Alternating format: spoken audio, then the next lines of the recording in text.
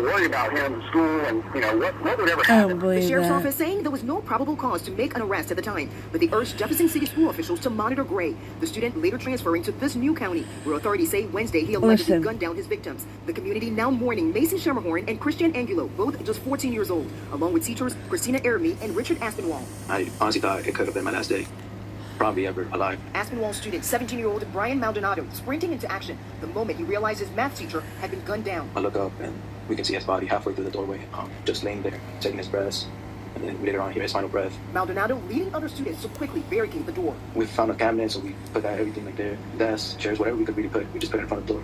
I hope the shooter won't come in. Really, it's just scary. God was watching over us that day. And neither the father nor son requested a bond. They also did not enter a plea. Their next court appearance is scheduled for December 4th. Michael? Yeah, it looks like they're making the parents accountable as well, Faith. Thank you so much for that. This is great. I'm so glad that they got the dad too. But